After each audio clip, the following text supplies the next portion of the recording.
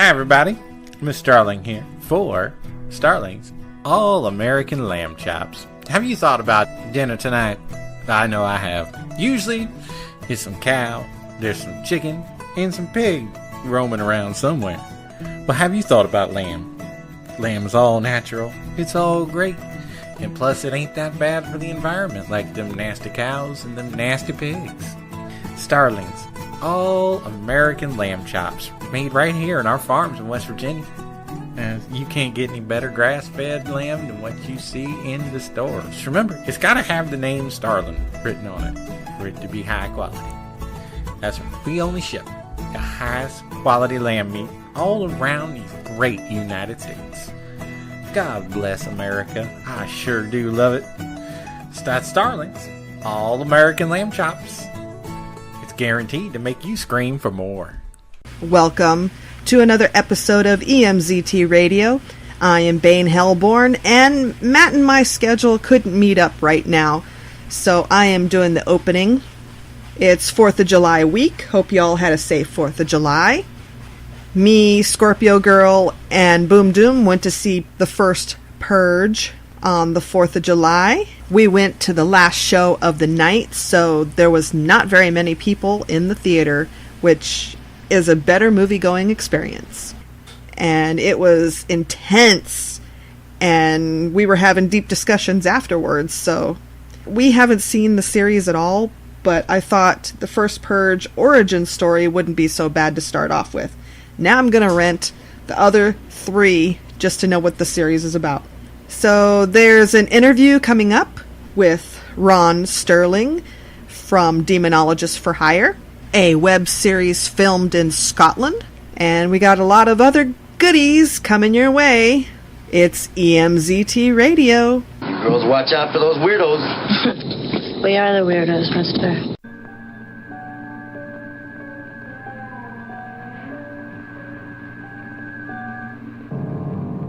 I've locked all the exits.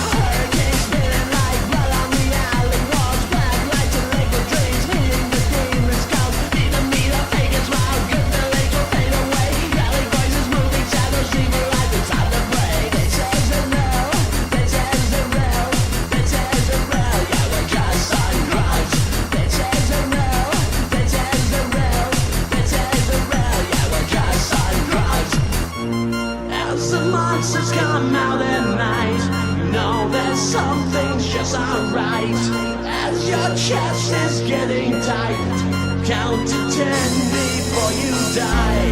As the monsters come out at night, know that something's just alright.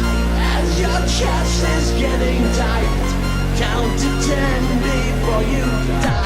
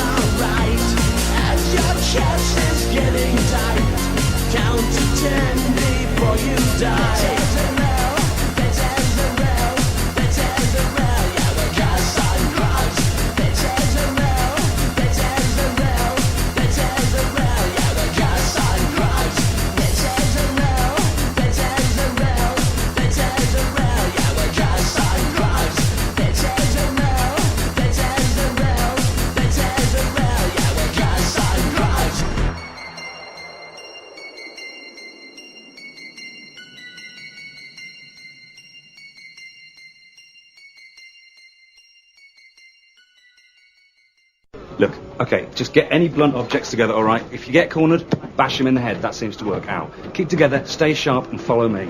Nuka-Cola! Zap that thirst. This is Luke and Wolf, and you're tuned in to the delightful darkness of EMZT Radio. Well, this week on the Gaming Report, not much to talk about on the gaming front, especially in the horror gaming front. Of course, we're coming off of E3 3 weeks ago now. And, well, of course, the big talk is the Resident Evil upgrade here, the update, I guess you could say, for Resident Evil 2 that's supposed to be coming out later this year, but there's some other things we can talk about. Matter of fact, Indonesian folklore-based horror game Pamali now is on Kickstarter, and it's due to abundance of interesting cultural inspirations creators could draw from horror games. Rarely do we ever see any games based on folklore and culture outside of the United States and Japan. And that's what we're getting from Storytel Studios in their latest Kickstarter. It is another, Outlast clone or whatever. Pamali seeks to draw influence from Indonesian folklore to get its scares. On the game's Kickstarter page, the developer explains that Pamali uses uniquely Indonesian cultural perceptions of what's scary, relying on everyday minutiae to create a uniquely horrifying experience for the player. The other interesting element about this game is that it refers to a dynamic horror engine where every little choice a player makes, down to opening a door and closing it behind you or leaving it open, can have an effect on how the game is played. And it's also based on cultural taboos and myths. You can go check that one out on the Kickstarter page. We'll have a link in the description for you. Also, coming right now, Red Candle has a new creation coming out. Their shiny new trailer for Devotion is out. It takes place in an abandoned apartment building in Taiwan in the 1980s. Setting for Devotion manages to feel fresh enough to be interesting, but familiar enough to draw in players who enjoy detention. The game covered the extremely dark period of Taiwanese history that saw a radical new government entice citizens to turn on one another for even imagined slights, resulting in the mass murder of Taiwanese people under the guise of quote-unquote the greater good. Well, it looks pretty interesting. We'll have the teaser trailer up as well. Can't wait to see where this one comes out. They have not determined yet what platforms and when this game will come out, but it looks like Red Candle is back at it again with another great selection. This week is your week to go ahead, head on over to thattechshop.com and put in the code EMZT. That's EMZT. Get 20% off of all items on the website right now. That's at thattechshop.com. Are you ready to accept my domination? EMZT Radio is brought to you by Audible. Get a free audio download and a free 30-day trial at audibletrial.com/EMZT. Over 180,000 titles to choose from for your iPhone, Android, Kindle, or MP3 player. Jesus is back with a vengeance. You've seen the passion of the Christ. Now behold his fury. Framed for a crime he didn't commit and left for dead. Jesus is back. American Jesus. Coming soon.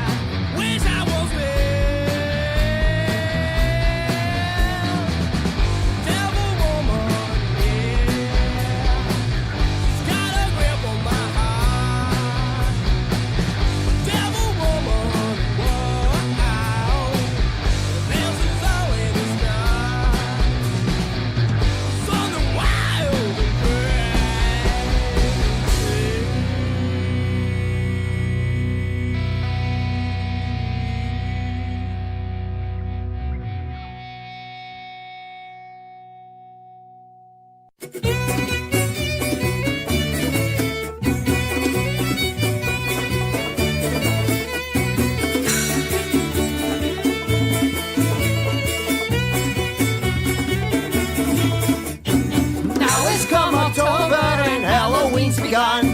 The ghosts and ghouls and goblins are frightening everyone. The pumpkins bright and orange, they glow with fiery grins, and the necromancing goblin summons magic from within.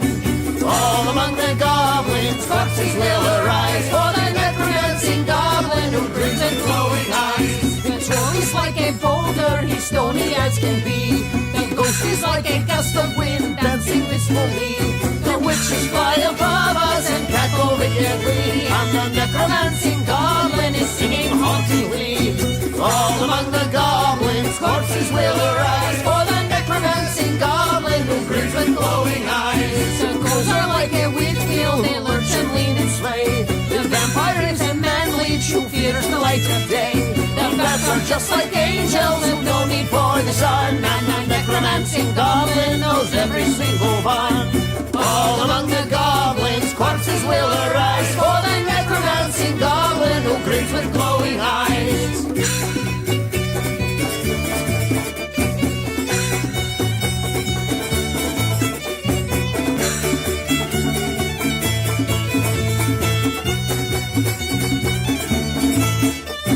All among the goblins, corpses will arise, for the necromancing goblin who grins with glowing eyes. Now is come October and Halloween's at hand. The fairies flee in terror, they just don't understand. The gypsy band starts playing and music fills the air, and the necromancing goblin delivers all the scares.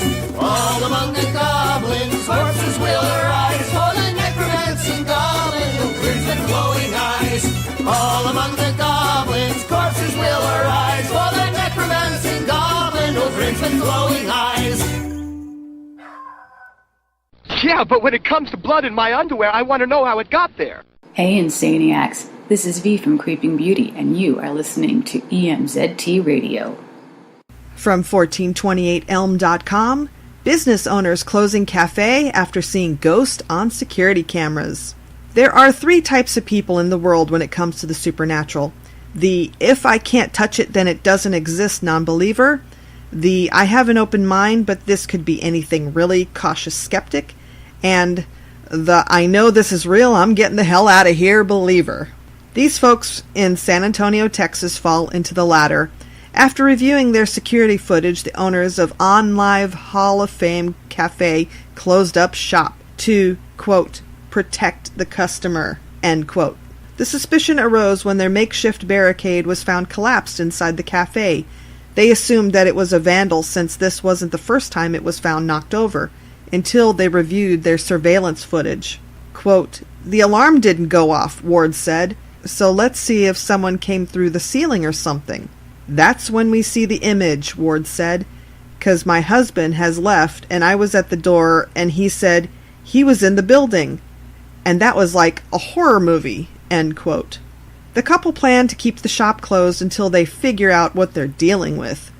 They started scheduling overnight visits with paranormal investigators and ghost enthusiasts to document any more supernatural activity. So the question is, what are they going to do if they find more documentation from the paranormal investigation teams? Call an exorcist? Burn some sage? Hold a seance?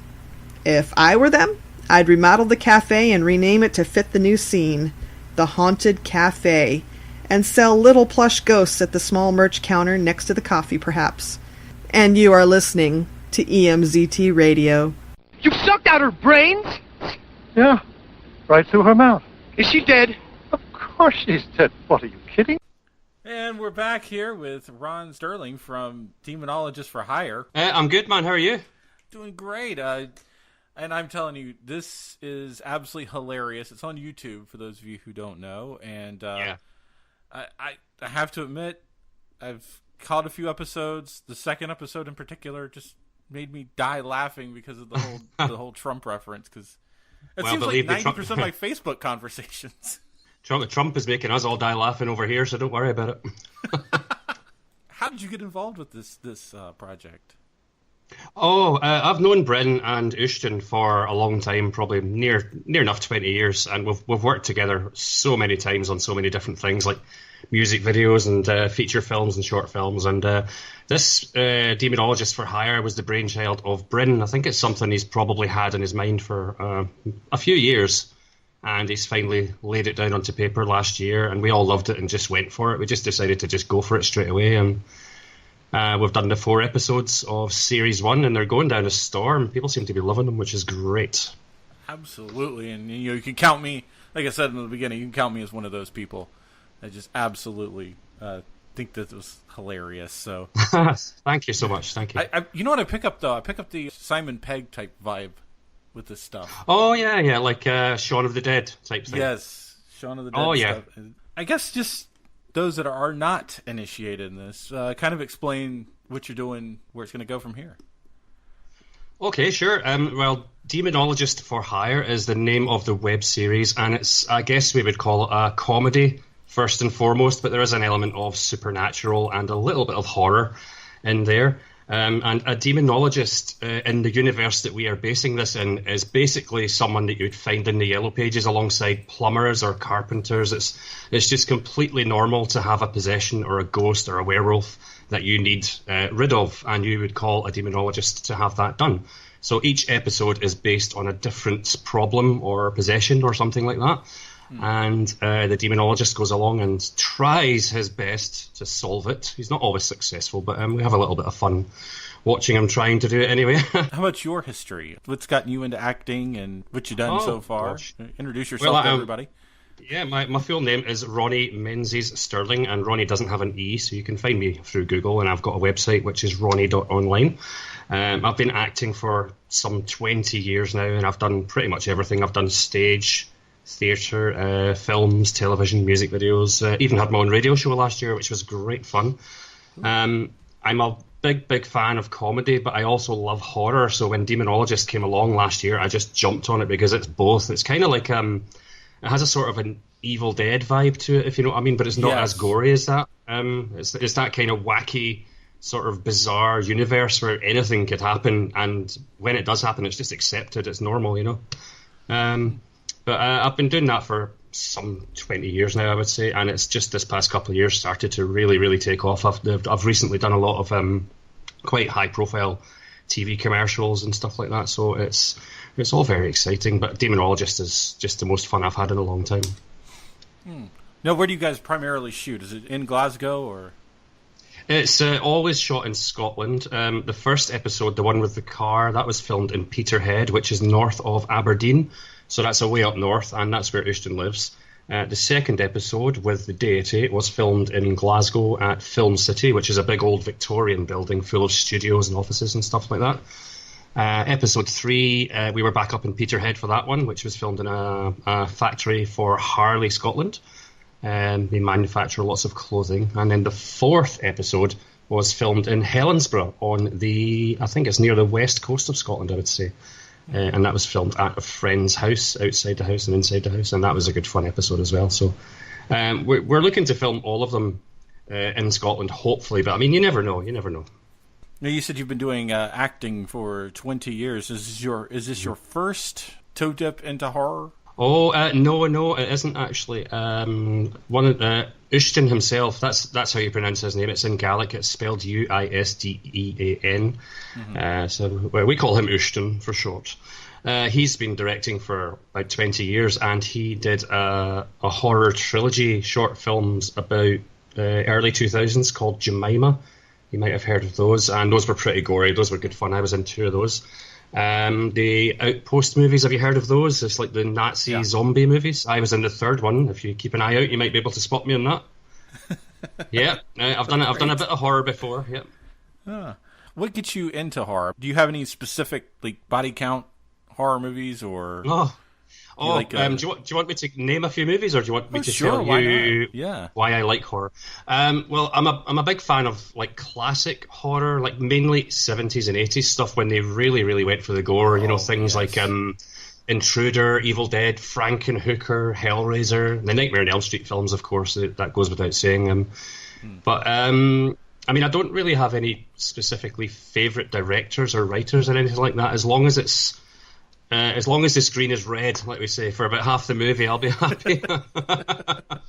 But I mean, movies these days, they really go for it with the gore, don't they? Oh my goodness! Oh yeah, absolutely. Especially the Wow. Hostel. I just finished watching the Hostel trilogy again for some. Oh yeah. I've only seen the reason. first one, and yeah, they're pretty unnerving. Yeah, Absolutely. I'm more into the psychological stuff, but hell yeah, give me a good body count every once in a while. Oh, well, listen, see, for Series 2 of Demonologist, we are really upping the gore and action for this one. I've read 3 scripts so far, and we're going to need a pretty good makeup artist for this one. There's a lot of gore. You're going to be really happy with it. It's going to get messy. You want to stay in the horror genre?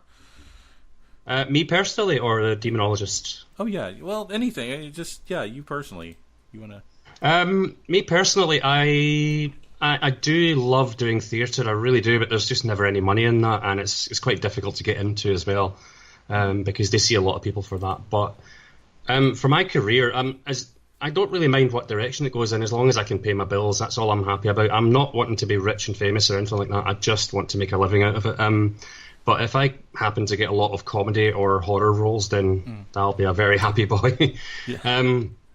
But as far as the Demonologist for Hire series is concerned, it started out as a web series, obviously, but little things have started branching out of it. I mean, we've made a few sort of fake commercials, which are also on the YouTube page. We've started making some 60-second long mini episodes, which are designed to be put on Instagram, because there's a 60-second limit on Instagram. And there's a few more things happening as well. I think I could also tell you that Bryn has written a TV episode script or treatment. Ooh. So we're looking at eventually pitching this to some TV stations as well. But I mean, it could go anywhere. We could end up making a movie or a Broadway musical, Demonologist for Hire. That would with be your legs hilarious. up around your ears. Yeah, I'd go see that. Yeah. Tell us about the funding. How are you guys funding doing Demonologist for Hire? Is this all coming out of your pocket, or are you crowdfunding, or? Yeah, Series 1 was entirely funded, and I must be honest about this, it was entirely funded mostly by Bryn and Ushton. And the second series, because it's much bigger in scale, the second series, there's a lot of makeup involved. We're looking for some pretty serious locations as well, and there's some pretty decent actors getting involved in this next series. So we have already started an Indiegogo funding campaign for this one. And if you look on, you can check on Facebook, Twitter, or Instagram if you just search for Demonologist for Hire, or you can just go straight to the website demonologistforhire.com, and all the links to the Indiegogo are there. And if anyone can give us some financial support towards the next series, there are some fantastic perks available, some really good ones. And the top perk, you know how there's always a really big perk which you have to give a good amount of funding for. The top perk is to actually decide which monster we battle next. So how amazing is that? That is amazing. So cool. The top perk, basically you're going to get an episode written for you. So there's some really, really good stuff there. So demonologistforhire.com. What movie? Was there a specific movie that got you saying, no, this is acting, this is what I want to do for the rest of my life?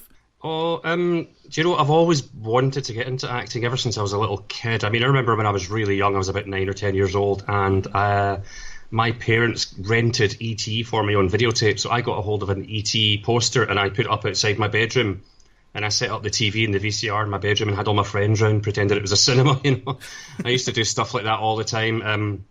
When I was, I think, 12 years old, my gran was a nurse at the time, and I made this sort of fake chopped off hand wrist type thing out of, I don't know if you guys have plasticine over there.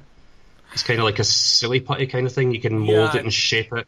Yeah, I think it's something similar. I'm not 100% sure. And I stole some of my mum's red nail varnish for the blood, and I ran into the living room with this sort of, bleeding wrist and ran towards my gran. I was like, Gran, I've cut my hand off.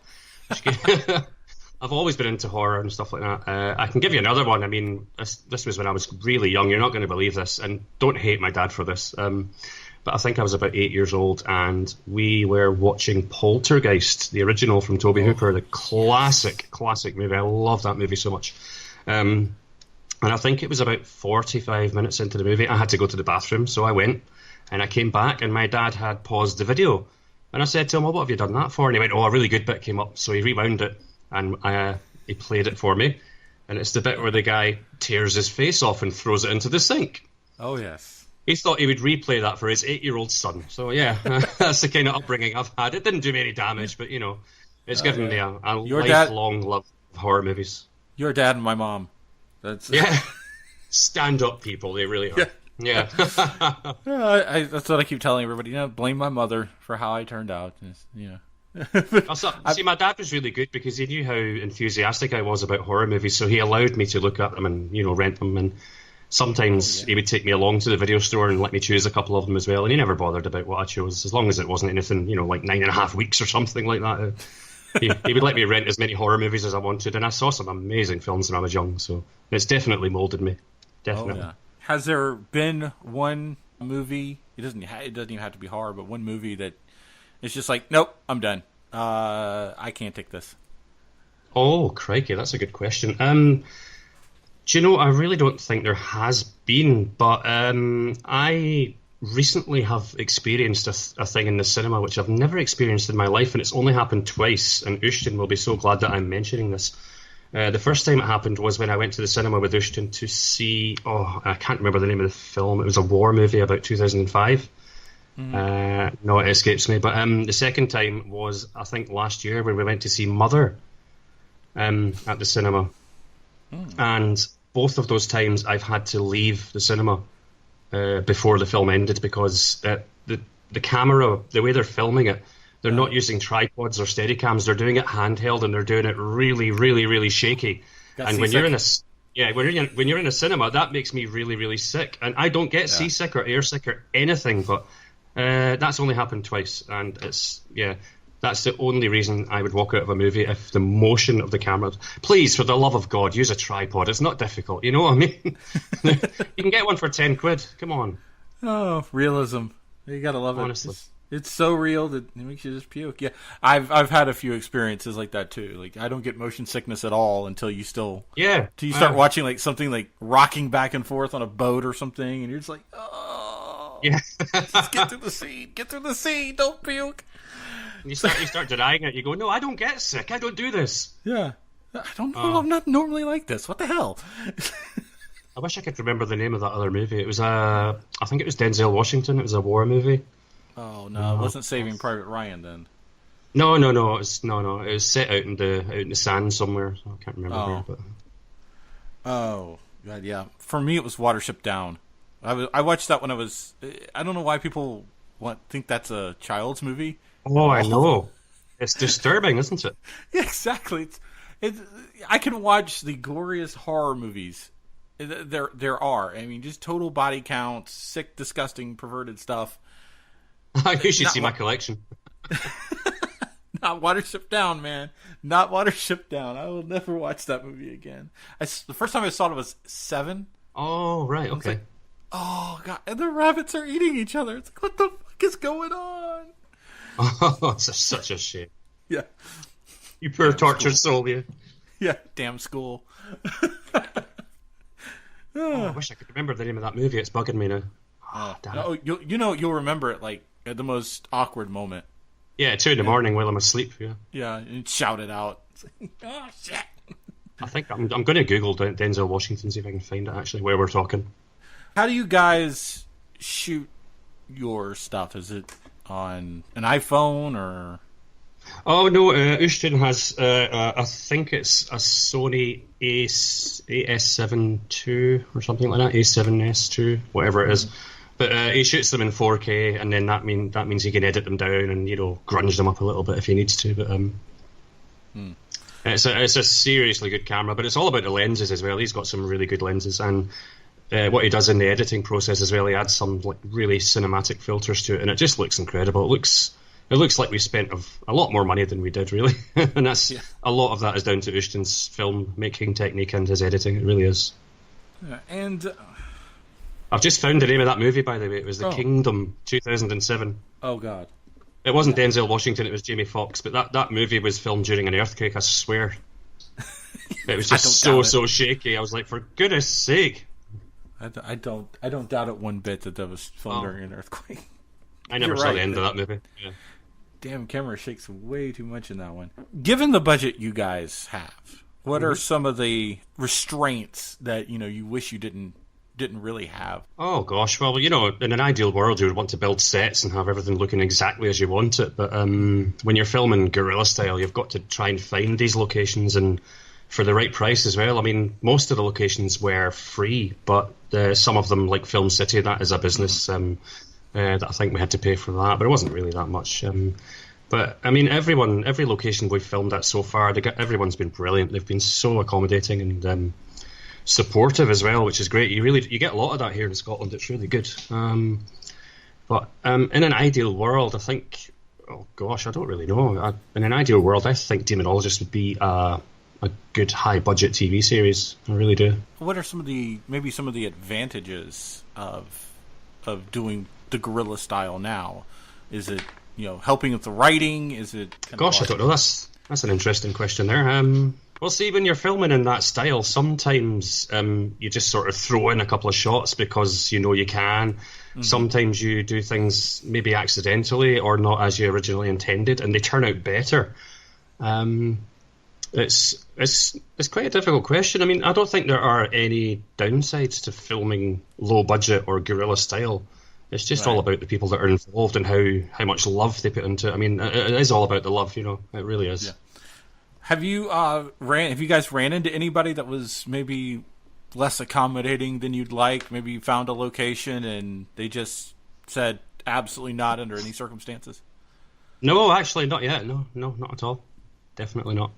Everyone's been so lovely. Now, do you get any input on the script or? Generally, for the whole first series, Bryn came up with pretty much everything, I would say. But then when he sends us like an early draft of the script and we go through it and we'll maybe say, maybe he would say this or maybe this would happen, that kind of thing. And Bryn sometimes changes some things and sometimes doesn't, because it is his baby at the end of the day. It really is. But for the second series, I think because now we've done a year of this, we've been doing this for a year, we all have ideas for episodes and for storylines and things like that. So, to give Bryn his credit, we threw a lot of stuff at him this year. I mean, I came up with I don't know if I should tell you. Should I tell you? I wanted to do a drag queen episode. And the guys, I was like, they're never going to go for this. They're really never going to go for this. But they did, and they went for it. And so I came up with a couple of ideas and sent some notes over to Bryn, and Bryn has come up with an amazing script for that one, a really, really, really funny one. And Ushton as well, I think he had input in the werewolf episode. I think he has a writing credit on that one. I'm not sure 100%, but Bryn's great that way. He will take on board ideas. And when you're filming on the day as well, things come to you and you just throw them in there. It's all good, I guess since I've run out of questions, the one last thing I got left to do is just give you the floor and promote everything you can with this and tell everybody where you can be found and where they can give money.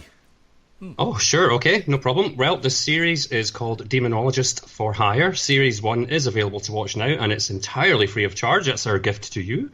So if you would please go onto your social media on Facebook, Twitter, or Instagram and search for demonologistforhire.com, or you can go onto our website, that is demonologistforhire.com actually, and there are links there to the Indiegogo fundraising campaign. We are looking for your money to make Series 2, and any donation that you can spare would be very much appreciated. Thank you so much.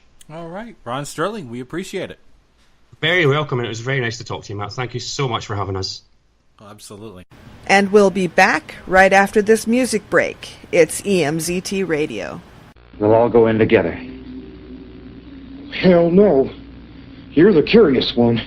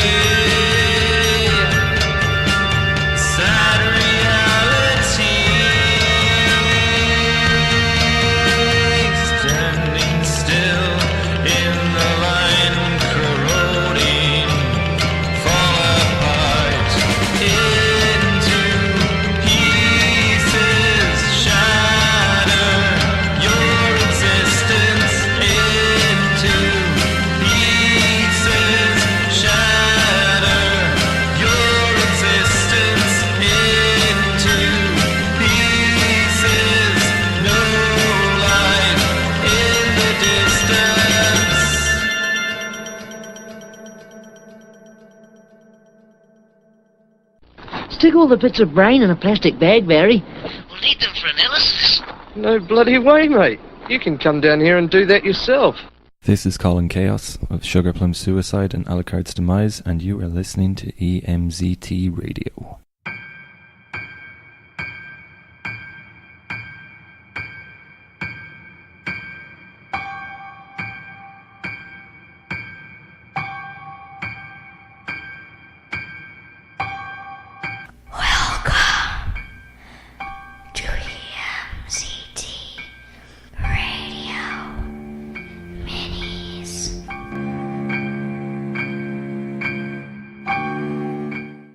Welcome to EMZT Radio Minis. I'm Boom Dome. I'm your host, and I'm here with Aunt Bane, and we're gonna talk about Smile Dog.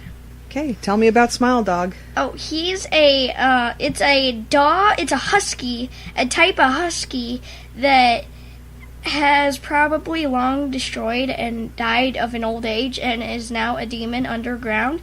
But a long time ago, I don't know what year, but it was a long time ago, 2007? 8. That's sad. And if you looked at this dog, if you said Smile Dog, Smile Dog, Smile Dog, come out and play, in a mirror 3 times, and then turned back at the mirror, you would see a husky. And if you looked behind you right into its eyes where it was standing, you'll pop up with a very giant, scary face of a smile with a skin face with husky, and then you'd find, and then your face would be gone after that, because they want your face. All right, Smile Dog. Smile Dog's precise origins are unknown, but according to Know Your Meme, it's thought to have first been posted on the X/paranormal board on 4chan in 2008. That's where a lot of the earlier creepypastas first started. Yeah. A number of images purportedly to be Smile Dog surfaced shortly thereafter, although no one knows which one was the very first one. Something that looks like a Polaroid with a bloody fingerprint on the edges, featuring a husky with human-like teeth grinning. Like so many creepypastas, Smile Dog is written as a first-person account of events that occurred in the narrator's own life. In this case, our narrator is a young writer, and the events involve their attempt to interview a woman identified only as Mary E. Mary allegedly had experienced with well-based urban legend known as Smile.jpg or Smile Dog, an image, it's said, that can cause insanity simply by viewing it, and that the narrator is investigating for a college newspaper story. Mary, who had been a systems operator for a Chicago-based BBS in 1992, is one of about 400 people who saw the image when it first appeared on the internet. She is also the only one to ever speak out about it. It's unknown who the other 399 people are, but the narrator posts that they either remain anonymous or are dead. The interview does not go on as planned. When the narrator arrives at her house, they find her barricaded in her bedroom, spouting terrified-sounding nonsense from behind the door. The narrator sits and listens outside the door while Mary's husband attempts to calm her down. The interview goes unconducted. The following year, Mary sends the narrator a lengthy email both apologizing for the failed interview and explaining her experience with Smile.jpg. Ever since she first stumbled upon the image, she writes, it has haunted her, coming to her in her dreams every night. It says that it will leave her alone if she does what it asks, that is, if she spreads the word. She has received a floppy disk with one file on it, and guess what file? Smile.jpg. In the mail a week after that fateful day in 1992, you see, and ever since then she has struggled with whether or not she can or should spread the word. For 15 years she did not, but on that day that the narrator was to conduct the interview, she originally planned to pass the disc on. She did not, though, and that's why she refused to see the narrator on that day. Now she implores the narrator to stop their search for information about Smile Dog. She apologizes again, and later that month, the narrator receives word from Mary's husband that she has died by suicide. But then something curious happens. Sometime later, the narrator receives yet another email, this time from an unknown address with a single file attached to it. Will the narrator look at it? And if so, will they then spread the word to save themselves? At its core, Smile Dog is basically a chain letter, and chain letters have been making the rounds for ages. So, where did you hear about Smile Dog? Oh, I got it from PewDiePie. Well, you know he likes to tell stories. Yeah. And that's all Smile Dog is. It's a story. And it's a creepy picture. Do you see this picture? Mm-hmm. It's disturbing. I wouldn't say it would cause me to go insane, but, I mean, maybe some less stable people find it disturbing. It's like this picture was the original, I think. Yeah. One of the originals. But see, it's this picture. It's kind of disturbing, a dog smiling like that with a bloody handprint on there. It's kind of weird. I only heard of Smile Dog once, and then I never heard of it again, and I only saw the picture once, except now. So, people make up all sorts of weird stories, don't they? Yep. And it's much like it was like a chain letter about do this or disaster will strike, but you know chain letters, they're all crap, and nothing happens if you don't do it. And there's no curse that goes along with it, but just... Yeah, you never know. Well... You never know. Don't be such a skeptic. Well, but I haven't heard of anything since. Well, yeah, probably because it's not 2008 anymore. Bane. Well, that's all up to you. It is a really weird picture. It hasn't caused me to go insane, probably because I'm already partially there. But... And this is it for this episode, and our next episode will be Roblox, and we're gonna be talking about 1x, 1x, 1x, 1. So bye!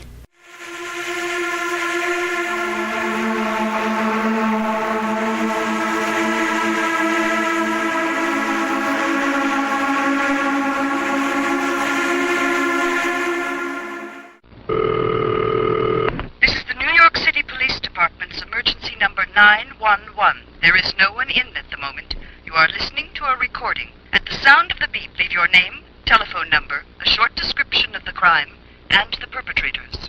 You love midnight movies, don't you? But can you handle midnight movies 24 hours a day? Your death will be indescribable. Find out on Black Flag TV. The first viral television on the web, Black Flag TV is entirely dedicated to haunting horror, science fiction, and cult movies. Broadcasting live, 24 hours a day, obscure independent movies and classic horror. Make Black Flag TV your sanctuary for the horror genre. They're coming to get you, Barbara. Visit us now, blackflag.tv. Hey everyone, this is Bowmine Bob from Bowling with Bobcat. You can listen to me live every Monday night at 10 p.m. Eastern at sfgradio.com, where I'm bringing you the best of the worst in cheap booze, talking bum wine, beers, 40s, malt liquor, and more. Always featuring the latest and greatest in the world of drinking and entertainment, along with some special guests. So come on down and take a ride with Bumwine Bob. If you can't be there live, you can always listen in the archives at bumwinebob.com. So sit back, relax, grab a drink, and enjoy. Cheers. I got a bone to pick with you. Buckle up, bonehead, because you're going for a ride. You are now listening to EMZT Radio. From 1428elm.com, Eli Roth and Steven Spielberg make Michigan magical. Horror director Eli Roth has teamed up with Steven Spielberg to make the magically gothic movie The House with a Clock in Its Walls.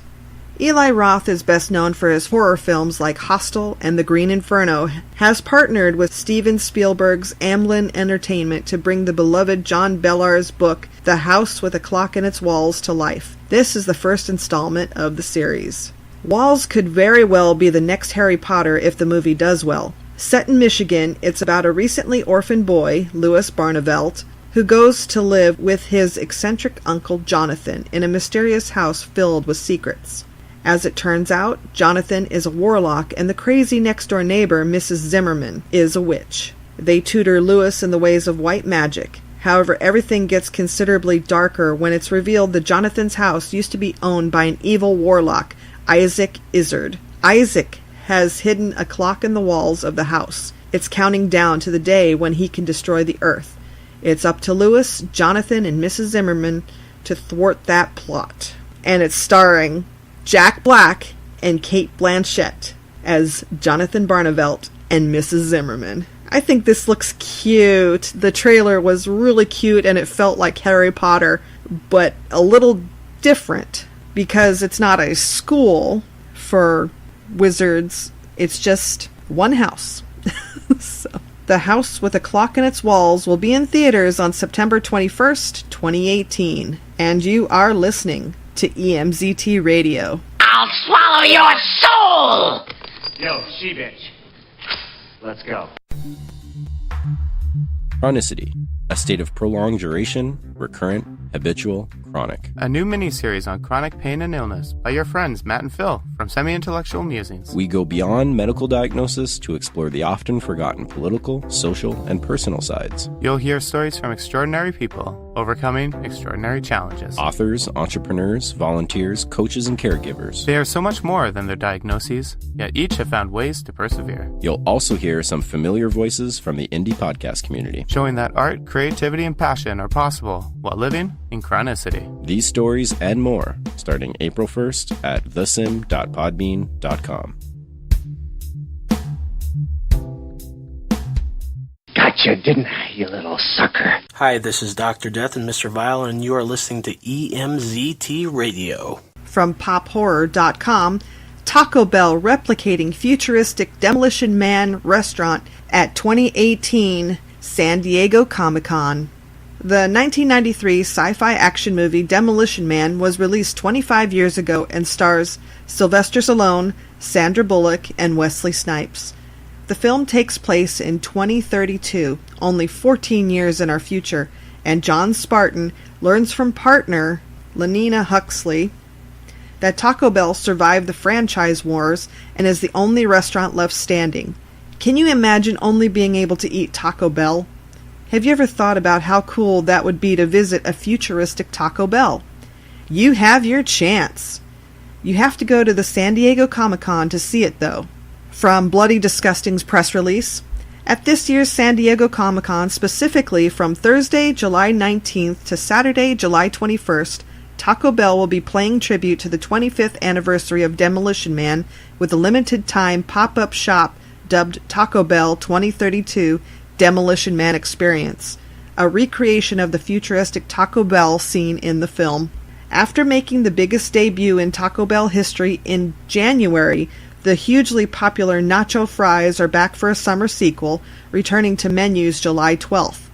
To celebrate their return, Taco Bell will honor the 25th anniversary of Warner Brothers Pictures' action sci-fi film Demolition Man, and its prediction of a utopian future where all restaurants are Taco Bell, with a recreation of the iconic restaurant from the movie. Demolition Man, a 1993 Warner Brothers Pictures cult classic in its own right, gained fame for its utopian predictions of 2032, where Taco Bell was the only restaurant to survive the franchise wars. But since the film released 25 years ago, one question remains unanswered. How?